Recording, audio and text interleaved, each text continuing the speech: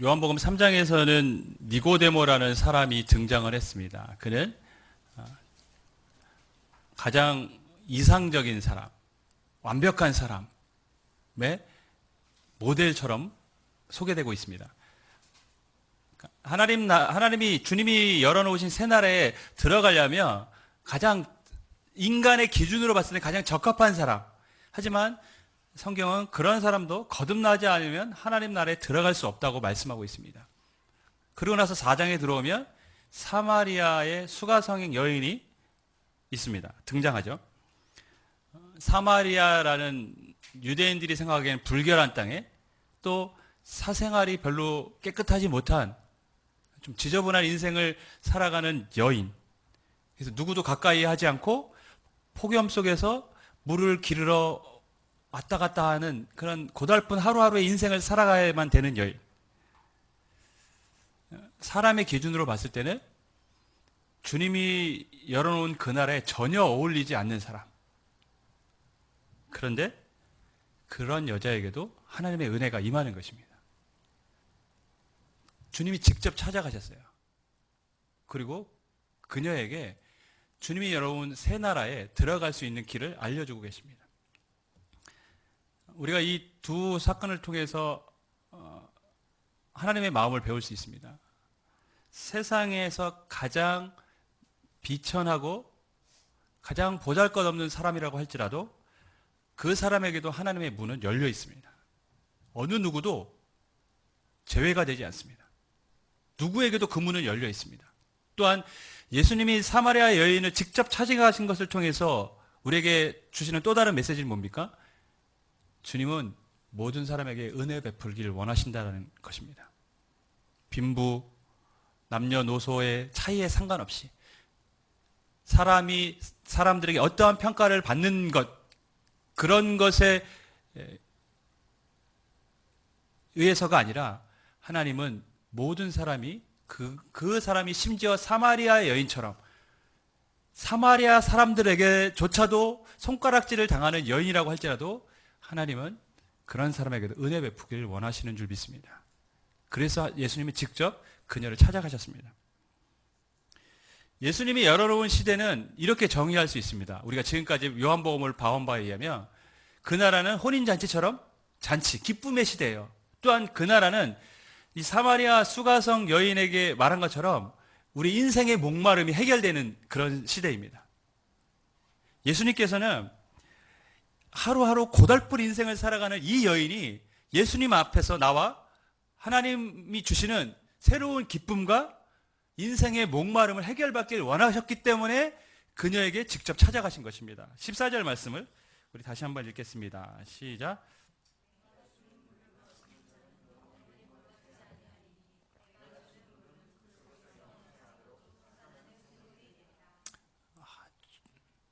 매일 고달픈 인생을 살아가는 이 여인에게 예수님은 정말 세상에서 줄 수 없는 영혼의 만족, 하나님만이 주실 수 있는 구원의 풍성한 기쁨을 주시길 원하셨습니다. 그런데 문제는 이 여인이 이 생수, 물의 의미를 전혀 이해하지 못하고 있다는 것이죠.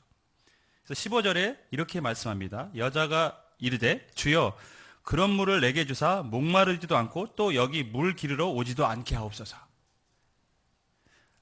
그녀는 사람이 마시는 이런 물로 생각을 한 것입니다.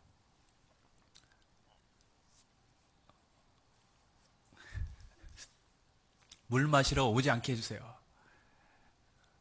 그런 물이 있으면 우리 안에도 다시 여기다 물컵을 갖다 놓는 일이 없도록 그런 물이 있으면 좋겠습니다. 아마 이런 생각을 할지도 모르겠어요. 예배 때마다 이거 신경 써야 되니까. 매일 뜨거운 태양볕 아래서 그 물을 가지고 왔다 갔다 하는 이 여인이 영원히 목마르지 않는 샘물이 있다라는 말에 얼마나 기쁘고, 야, 그게 있다면 정말 내가 가졌으면 좋겠다는 그런 간절한 마음이 당연히 생겼겠죠.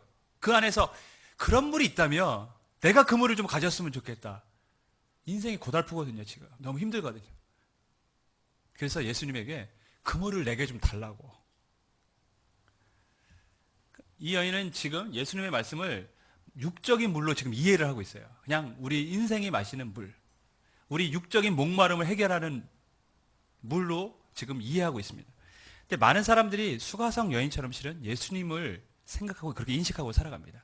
예수님을 우리 인생의 육적인 목마름을 해결해 주는 분 정도로 생각을 해요.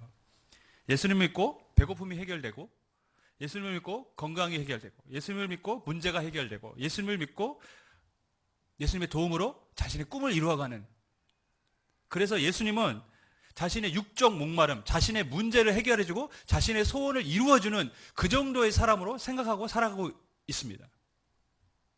물론 우리 주님이, 예수님께서 우리의 육적인 목마름도 해결해 주시고 우리가 어려울 때 우리를 도와주신 분이시기도 하지만, 그것이 그러나 주님이 오신 이 땅의 진정한 목적은 아니라는 것이죠.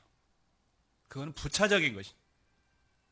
사람들은 주된 목적은 제쳐두고 그 부차적인 것에 자꾸 집중하고 집착하고 살아갑니다.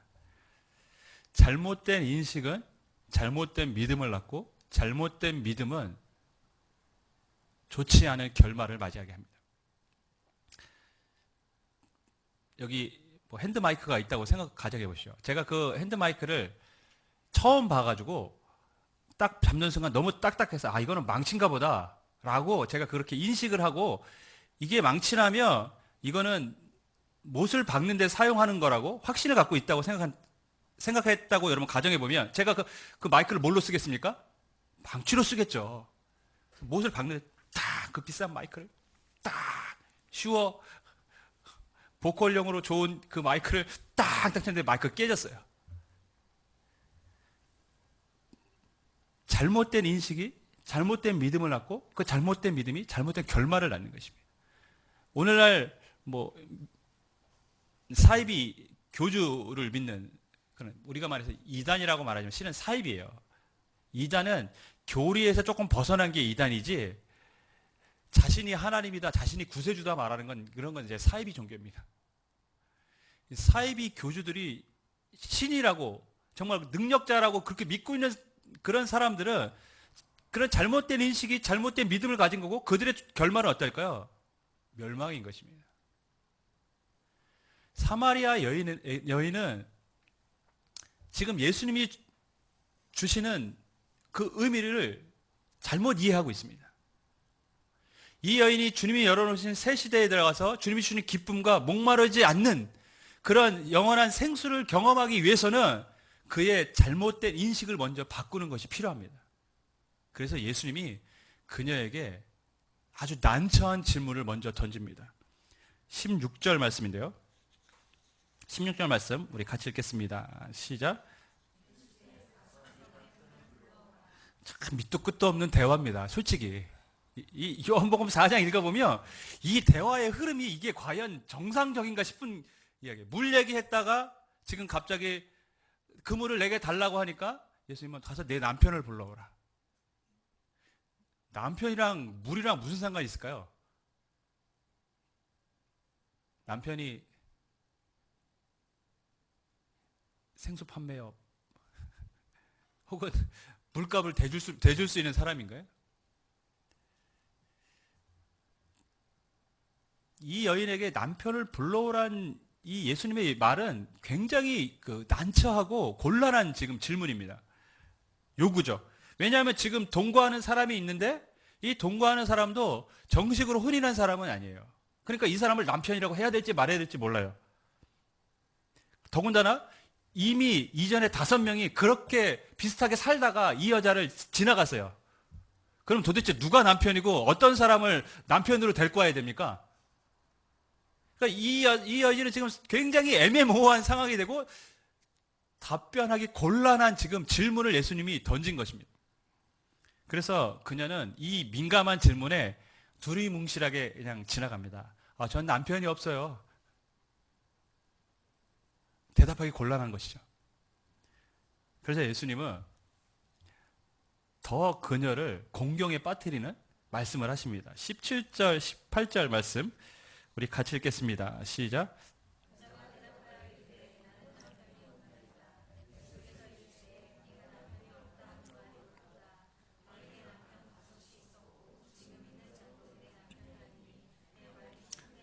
여자가 난 남편이 없습니다. 이렇게 얘기하니까 예수님이 그래 네 말이 맞다.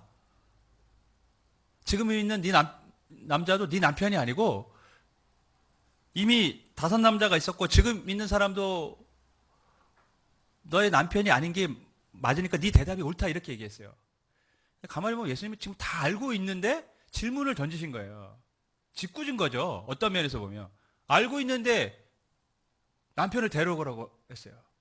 그러니까 남편이라고 말할 수 없는 상황인 걸 알면서 지금 예수님이 의도적으로 질문을 던진 것이죠. 사마리아 땅에 이 여인을 의도적으로 찾아갔듯이 지금 이 여인에게 의도적으로 난처한 질문을 하고 있어요. 남편 데리고 와라. 근데 그녀는 남편이라고 말할 수 있는 사람이 지금 없어요. 여러분 지금 21세기 우리 정말 성문화가 정말 많이 사람들에게 개방되고 좀 젊은이들이 성적 의식이 좀 무너진 시대에도 이 사마리아 수가성 여인처럼 지금 어떤 남자랑 동거하고 이미 5 남자랑 동거하고 살았다고 하는 여인이 있다면 뭐라고 사람들이 얘기할까요? 고개를 아마 설레. 저 여자는 안 돼. 좀 불결해. 지저분한 여인이야. 사생활이. 분명히 이렇게 얘기할 거예요.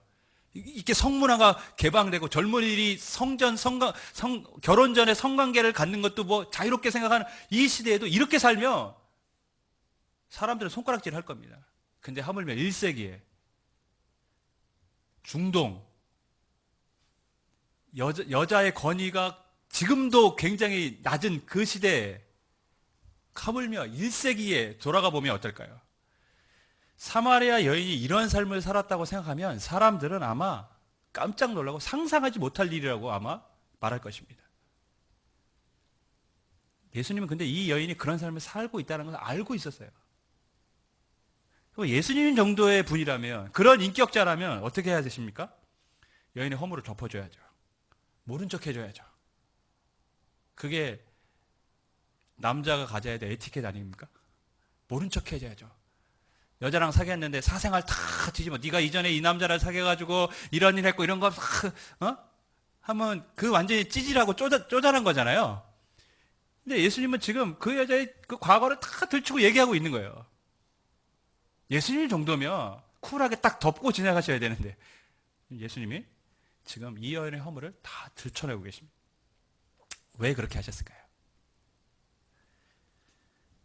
자신의 모습을 바로 인식하도록 하기 위함입니다.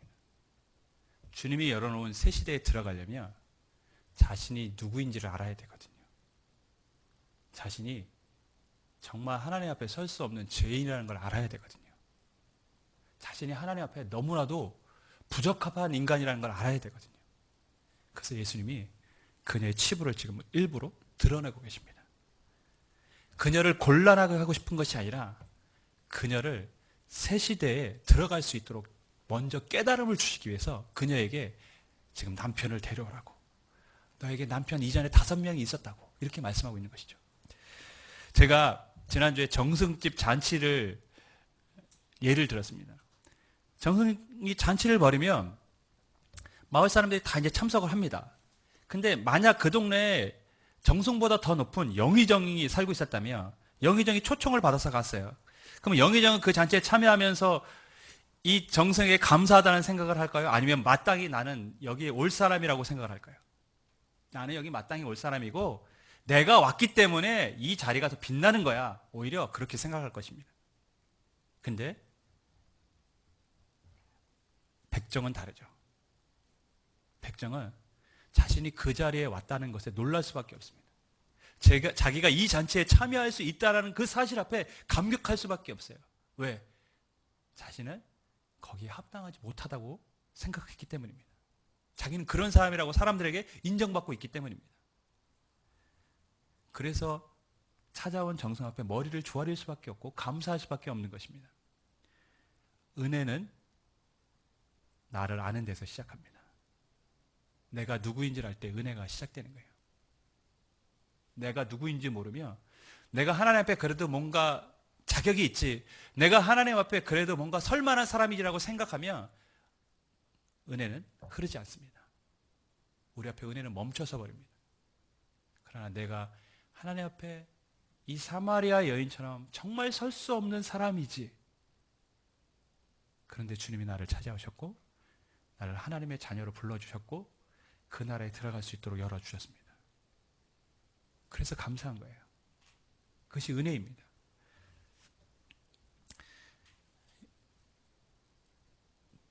무엇인가로 포장된 우리의 모습이 아니라 주님 앞에서 우리의 부족함, 우리의 연약함이 드러났다면 그것은 수치가 아닙니다, 여러분. 그것은 은혜입니다. 하나님이 우리에게 은혜를 주시기 원하기 때문에 우리의 부족함을 알게 해주신 것입니다. 저는 저와 여러분이 우리의 연약함, 부족함을 깨닫고 주님이 주시는 더 큰 은혜의 세계로 들어갈 수 있게 되기를 주의 배우로 간절히 축원하겠습니다. 죄가 더한 것에 은혜가 더하고요. 바울의 말처럼 1만 달란트 탕감을 받은 사람이 더 감사하게 되는 것입니다. 예수님은 이 여인에게 처음에 접근할 때 이 여자의 인생에 가장 필요한 것 중에 하나인 물이라는 것을 주제로 접근을 하셨습니다. 그리고 대화를 시도하면서 자신의 지금 모습이 어떠한지, 자신이 그 나라에 실은 합당하지 못한 사람이라는 것을 알게 해주고 계십니다. 이 예수님과의 대화를 통해서 이 여자가 예수님은 뭔가 좀 특별한 사람이구나 라는 것을 알게 됐어요. 선지자인가 보다. 모세와 같은 선지자가 드디어 이 땅에 왔나 보다 라는 인식을 갖게 됩니다. 그래서 그때부터 대화의 주제가 육적인 마시는 물이 아니라 이제는 예배라는 영적인 주제로 확 바뀌어버립니다. 19절 20절 말씀 우리 같이 읽겠습니다. 시작.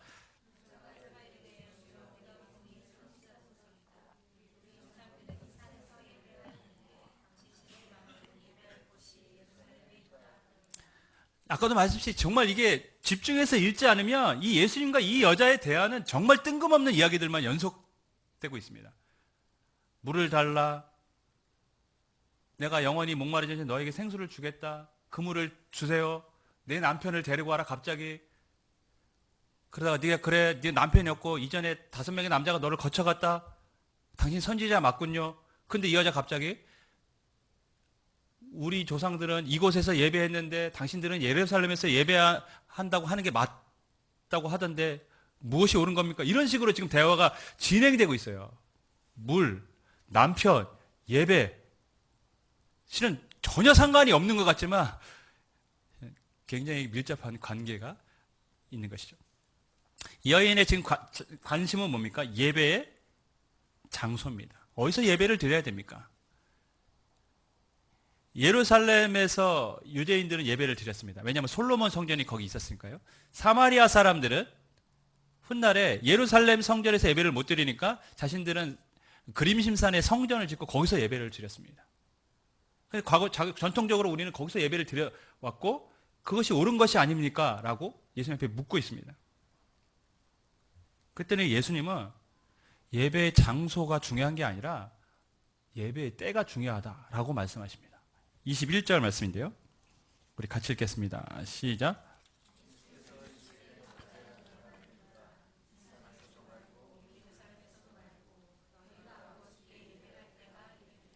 이 여인은 지금 장소에 지금 집중하고 있고 장소의 중요성에 대해서 말하는데 예수님은 장소는 하나도 언급하지 않고 예배할 때가 중요하다는 것이죠.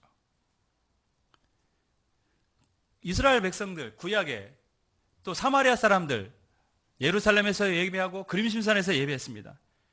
수도 없이 많은 예배를 드렸어요. 간혹 그들이 드린 예배가 하나님 앞에 기뻐 받으실 만한 예배도 있었지만 대부분은 실은 형식적이고 습관적이고 하나님이 받기를 거부했던 예배가 훨씬 많습니다. 그래서 말라기 선지자 시대에는 하나님이 예배를 드리는 것을 싫어하고 귀찮아하는 사람들에게 예배 또 드려야 돼? 그런 마음으로 예배를 나오는 그 시대 백성들에게 누가 성전문 좀 닫아라. 그래서 예배를 못 드리게 하라고. 그렇게까지 말씀하셨어요. 그렇게 예배 드릴 거면 드리지 마라. 그리고 말라기 선지자 이후에 예수님이 오시기까지 400년의 침묵의 시간이 있습니다.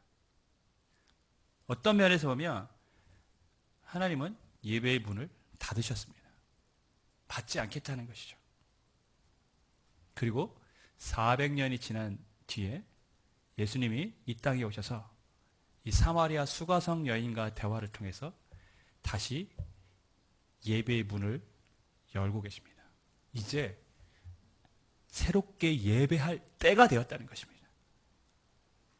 그래서 예수님은 때를 중요하게 생각해요. 이제 새롭게 예배할 때가 되었다는 것이죠. 너희가 이전에 형식적이고 습관적으로 의식적으로 드렸던 그런 예배가 아니라 이제 아버지께 예배할 그 때가 되었다는 것이죠. 그래서 예수님은 장소가 아니라 때에 대해서 지금 말씀하고 있습니다. 예수님이 오셔서 새로운 시대의 문을 열어놓으셨습니다. 그 시대는 기쁨이 있고 그 시대는 목마름이 해결되는 것입니다. 또한 그 시대는 하나님 아버지께 드려지는 새로운 예배가 있는 시대입니다. 그 예배를 통해서 기쁨을 누리고 우리 인생의 목마름을 해결받는 것입니다. 실은 그게 하나님이 원하셨던 예배의 모습입니다. 하나님은 그런 예배의 꿈을 갖고 계셨어요. 그런 예배를 다시 드리길 원하셨습니다. 그래서 예수님을 통해서 다시 예배의 문을 열어놓으셨습니다. 저는 제 기도 제목 중에 하나가 그 하나님의 예배의 꿈이 나의 예배의 꿈이고 그것이 우리 예배를 통해서 이루어지길 원하는 것이 제 꿈입니다. 그래서 저는 정말 예배를 중요하게 생각하고 그렇게 되기를 소원하고 있고 그렇게 되기를 또한 간절히 바라고 있습니다. 새벽마다 또 기도 제목 중에 빠지지 않고 하는 그 기도가 하나님 우리의 예배가 하나님이 기뻐하시는 그 새 시대의 예배에 합당한 예배가 되게 하여 주옵소서. 기쁨이 있고 주님으로 인한 기쁨이 있고 주님으로 인해 인생의 목마름이 해결되어지는 예배. 그래서 주님이 기뻐 받으시고 주님이 함께 하시는 예배. 그런 예배가 우리 교회의 예배가 되기를 주님으로 간절히 축원하겠습니다. 그 예배는 구체적으로 어떤 모습으로 드려지는 예배입니까? 23절 말씀 우리 같이 읽겠습니다. 시작.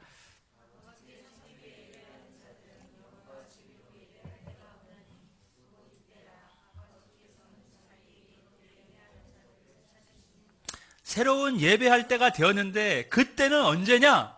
영과 진리로 예배할 때라는 것이죠. 즉 주님이 열어놓은 새로운 예배는 성령의 임재가 있고 진리, 요한복음에서 진리는 예수님을 거의 의미하고 있습니다. 내가 길이고 진리고 생명이니 하시는 말씀과 함께 계속해서 진리를 예수님으로 소개하고 있습니다.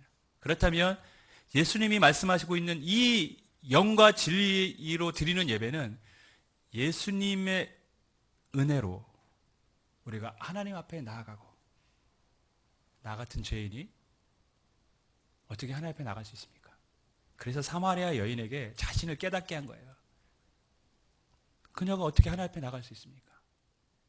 예수님의 보혈을 의지하여 나갈 수밖에 없습니다. 예수님의 은혜에 감사하고 그 보혈을 의지하고 주님 앞에 나아가는 예배. 그때 성령님께서 이 안에 역사하셔서 우리의 목마름을 해결해 주시고 세상이 줄 수 없는 기쁨을 주시는 예배. 그 안에 하나님의 임재가 있고 우리를 만나 주시는 예배. 주님의 은혜가 있고 주님의 십자가를 기억하고 성령의 역사가 있는 예배. 그 예배를 하나님이 열어놓으셨고 그렇게 예배할 때가 되었다고 지금 말씀하고 있는 것입니다. 하나님이 어떤 예배를 지금 기대하고 계신가요? 습관과 의무와 하나님을 향한 어떤 마음도 없이 그냥 왔다 갔다 어떤 분이 말씀하시기를 교회 방석이 예전에 장의자의 방석 있잖아요. 방석만 데피다가 돌아간다고 그런 표현 썼는데 의자만 따뜻하게 하다가 돌아가는 그런 예배가 아니라 우리의 마음을 다해 그 주님께 감사하고 주님을 찬양하고 경배할 때 또 임하시는 성령의 역사가 있는 예배. 하나님이 그 예배를 꿈꾸고 계시고 그런 예배가 이 시대의 예배가 되기를 원하고 계신 줄 믿습니다. 바라기는 저와 여러분이 그 예배의 자리에 있기를 주님으로 간절히 축원하겠습니다. 근데 문제는 하나님이 오늘 보면 그런 예배자를 뭐 하신다고요? 찾으신다고 말씀하고 있습니다. 그렇게 예배하는 자를 찾고 계신다는 것이죠. 실은 한국교회에서 예배는 수도 없이 많이 드려집니다. 제가 예전에도 말씀드렸지만 우리 교회만 해도 새벽 예배, 수요 예배, 주일 예배, 금요 성령 집회, 또 개업 예배, 이사 예배, 또 뭐 있습니까? 돌 예배, 장례, 칠순, 팔순. 올해도 사세요? 다들. 또 어떤 분은 집 지면서 이렇게 터를 잡고 예배하고 할 때 예배하고, 저는 그런 거 왜 하는지 모르겠어요. 하여튼 고사 지내는 거 대신에 그거 다 바꿔서 예배로 드리더라고요. 수도 없이 많은 예배가 이 땅에서 드려지고 있습니다. 그런데 구약에도 그렇게 이스라엘 백성도 예배했어요. 우리가 구약의 안식일날만 이스라엘 백성도 예배한 줄 아십니까? 월삭도 있어요. 매달 드려야 되는 안식일 있어요. 상번제라고 있어요. 매일 드리는 예배. 그 절기마다 유월절, 초막절, 또 많잖아요. 오순절, 나팔절. 그런 거 합치면 예배가 거의 끊임없이 드려지고 있는데, 그런데 하나님은 여전히 예배하는 자를 찾고 계시다고 말씀하고 계십니다. 왜 그럴까요? 예배의 형식만이지 예배의 본질이 사라졌기 때문입니다. 영과 진리로 예배해야 되는데 그런 예배가 없어요. 어떤 사람이 목말라 식당에 들어갔습니다. 식당에 들어갔는데 엄청나게 많은 컵들이 쫙 나열되어 있는 거예요. 형형색색의 아름다운 컵들, 또 어떤 컵은 금으로 도금이 되고 보석까지 박혀 있어요. 이야, 신나가지고 물컵을 하나씩 드는데 컵은 예쁜데 그 안에 물은 다 하나도 없는 거예요. 이 컵 들어도 없고, 이 컵 들어도 없고, 이 컵 들어도 없고. 결국 그 사람은 목마름을 해결할 수가 없었습니다. 오늘날 우리의 예배가 이럴 수 있습니다. 보기에는 화려하고 세련돼 보이고 잘 치장된 것 같지만, 그러나 그 안에 물이 없을 수가 있어요. 다시 말해서 주님이 예배자를 찾고 계신데 그렇게 예배하는 자가 없어서 주님이 여전히 예배에 하나님은 목말라 하실 수 있다는 것입니다. 우리 교회는 오늘 반주자 대신 새로운 반주자가 예배를 드렸습니다. 여러분의 안쓰러움이 제가 느껴졌어요. 예배하는 중에. 더 열심히 찬양 해야 되는데, 그죠? 그런 마음이 있으셨을 것 같아요. 많은 교회들이 화려하고 세련된 건물을 짓고 오케스트라 반주를 동원하고 훌륭한 세션들을 쓰고 음악 전공한 솔리스트들을 성가대에 앉힙니다. 그리고 고가의 음향 장비를 교회에 설치해서 좋은 소리가 들리도록 합니다. 물론 이 모든 것이 우리 교회와는 아무런 상관이 없습니다. 그 중에 어느 것 하나 갖춰진 게 없어요. 심지어 어떤 교회는 정말 교회에 대한 건물을 짓고 고가의 샹드리제를 세외에서 직수해서 엄청나게 비싼 것을 조명을 달아버렸어요. 여러분, 이렇게 하면 하나님 만족해 하실까요? 이렇게 하면 그 예배가, 그곳에서 드리는 예배가, 그 사람들이 하는 예배가 하나님의 기쁨이 될까요?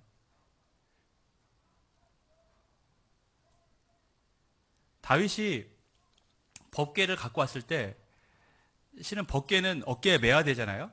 근데 수레로 끌고 왔어요. 근데 하나님이 원치 않은 방법으로 지금 법궤를 운반하고 있음에도 불구하고 수많은 악기를 하는 사람들을 동원해서 막 나팔을 불고 막 신나게 법궤가 이제 예루살렘에 돌아온다 이런 마음으로 축하 환영 파티를 했어요. 근데 하나님은 그거 받지 않으셨습니다. 법궤는 어깨에 매야 되는데 그렇게 화려하게 치장된 그 음악이 무슨 소용이 있습니까? 하나님의 뜻과는 상관없이 지금 그들이 움직이고 있는데, 오늘날 우리의 예배에 정말 필요한 것은, 물론 그러한 시설들이 나쁘다고 제가 말씀드리는 것이 아닙니다. 그런 것이 좋기는 하지만 정말 우리에게 필요한 것이 있다면 이 예배가 정말 주님의 은혜에 내가 감사하고 있는지, 사마리아 여인처럼 나 같은 죄인이 하나님 앞에 설 수 있었다는 것에 대해서 놀랄 수 있는지, 그 은혜를 기억하면서 보혈을 의지하고 나오고 있는지, 그리고 이 시간의 주인이 하나님이시고 주님께서 영광 받으셔야 된다는 그 마음을 갖고 우리가 주님을 높이고 있는지, 그것이 빠진다면 우리가 드려지는 수없이 많은 예배들은, 수없이 치장되고 화려하게 준비된 그 모든 것들은 여전히 주님 앞에는 목마름을 해결해 줄 수 없는 것들입니다. 주님이 받으시는 예배가 아니라는 것이죠. 사랑하는 여러분, 예수님은 새 시대의 문을 여셨습니다. 그리고 이제 또한 긴 침묵의 시간을 끝내시고 새 예배의 문을 열어 주었습니다. 그리고 우리 모두를 그 예배자로 초청을 하고 계십니다. 바라기는 저와 여러분이 영과 진리로 예배할 수 있는 자들이 되기를 주님의 이름으로 간절히 축원하겠습니다. 그래서 하나님이 주시는 이 새 시대의 기쁨을 예배 안에서 누리고 성령의 임재를 경험하고 우리의 영적 목마름을 해결할 수 있는 그런 주님이 원래 원하셨던 그 새 시대의 기쁨과 예배의 기쁨이 회복되어지는 우리 교회 예배가 되기를 다시 한번 주님의 이름으로 축원하겠습니다.